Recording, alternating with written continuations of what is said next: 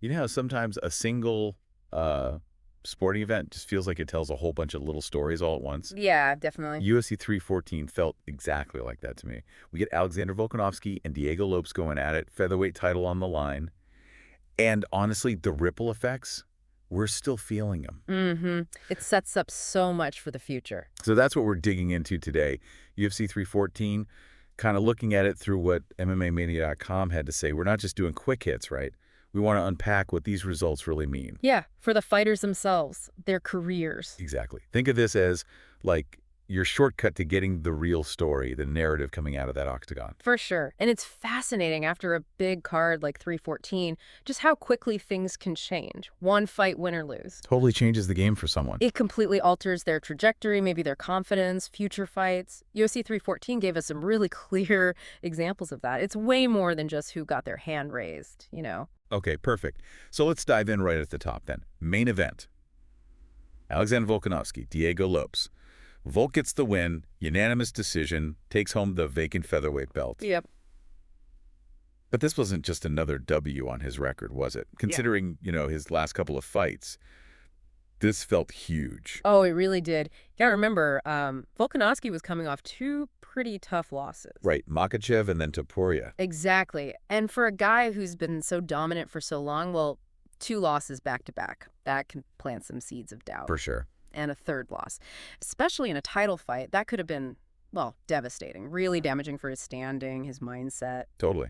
MMAmania.com actually used the phrase, a new lease on his UFC career, which at 36 years old in this sport. That's a powerful way to put it. It really is. It Yeah. instantly puts him right back on top of that 145-pound division. Yeah. He's the champ again, the hunted man. He's the target. Yeah. It's like he just completely flipped the script. That's a great way to phrase it. And, the report mentioned it wasn't like a walk in the park either. It was a back and forth battle. Okay. Where he apparently battled through adversity, took shots, returned fire, and ended up looking more like the old Volk, the champion Volk we're used to seeing. Which was maybe a question mark after the losses. Exactly. People were wondering, could he still dig deep and find that championship gear? Seems like this fight answered that pretty clearly. Yes. Yeah. Okay, so Volkanovski reclaims his throne. Huge story. But UFC 314 wasn't just about him. MMAnia also highlighted a couple of other guys who had really big nights. Runners up for biggest winner, maybe? Yeah, let's call them that. Silva and Paddy Pimblett. Let's start with Silva. The way his win over Bryce Mitchell is described, it sounds like he didn't just win, he made a statement. Oh, absolutely. What jumped out from the report was the just sheer dominance against Mitchell. And remember, Mitchell was ranked number 13? That's a serious opponent. Top-tier featherweight. Definitely. And Silva didn't just win. MMA said he dominated. They even used the phrase toyed with Mitchell. Wow. While apparently experimenting with his striking. That kind of composure and control against a ranked guy, that really gets your attention. Toying with him. Yeah. That's intense. And then he finishes it with a ninja choke in the second round. Yeah. For people maybe not up on all the submissions, that's not your everyday finish, is it? No, not at all. It's a pretty specific, tricky submission. You don't see it often at this level. All right.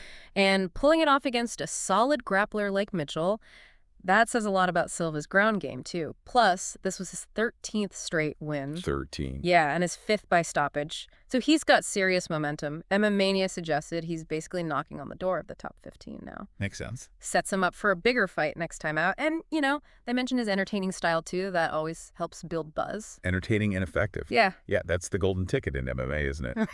Okay, so Silva's stock is way up. Now let's shift to the other guy, Paddy Pimblett. Paddy the Baddie. His win over Michael Chandler.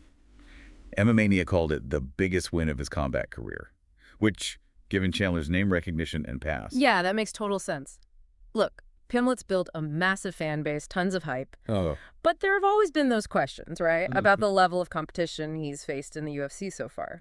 Has he beaten a top guy yet? Exactly. And Michael Chandler, even with his recent skid, he's a former title challenger, fought for the belt, he's a known commodity, very experienced. Big name. So for Paddy to not just beat him, but to put on what MMAnia called a flawless performance, that's a huge step up. It says a lot about his potential. A flawless performance. And it mentioned a crushing knee to the cheek.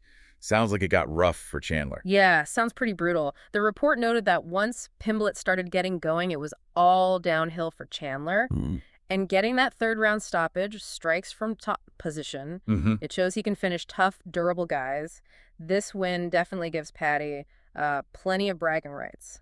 Especially with the criticism he's faced. Exactly. You know about not beating that top-tier talent yet. MMA did kind of hedge a bit, saying Chandler may have lost a step or three. Okay, fair enough. He hasn't looked his best lately. Right. But even so, it doesn't really take away from how important this win is for Pimblett's path forward. It's a big name on his record now. Okay, so 2 fighters definitely on the upswing after 314. Silva and Pimblett. Now, got to talk about the flip side. Always is one. Yeah. The fighter MMA highlighted as the biggest loser of the night, Michael Chandler. Always tough to see a crowd favorite have a rough night like that. It really is. Chandler's definitely a fan favorite. Always brings excitement, goes for broke. Totally. Iron Michael Chandler.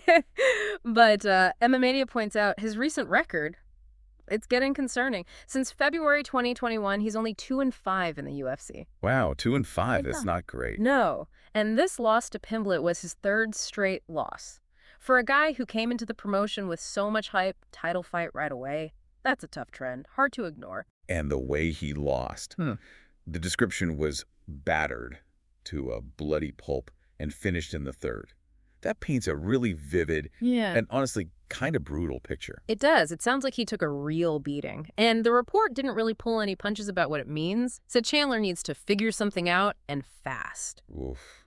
Like his UFC spot might be on the line. No, they implied it. You know, MMA is a results business. Stacking up losses, especially decisive ones like this, it can definitely put your future with the organization in question. Right. And interestingly, MMA even brought up the idea maybe Chandler drops down to featherweight for a fresh start. Yeah, they floated that. That feels like a pretty major move, right? He's been a lightweight, even fought a welterweight before. It is a big move to think about, especially later in your career.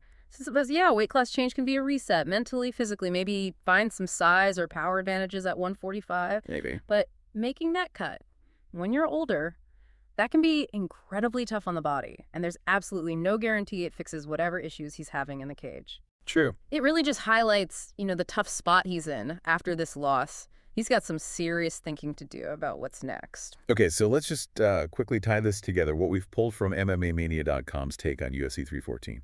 We got Volkanovski, huge comeback win, reminding everyone why he was the champ. Back on top.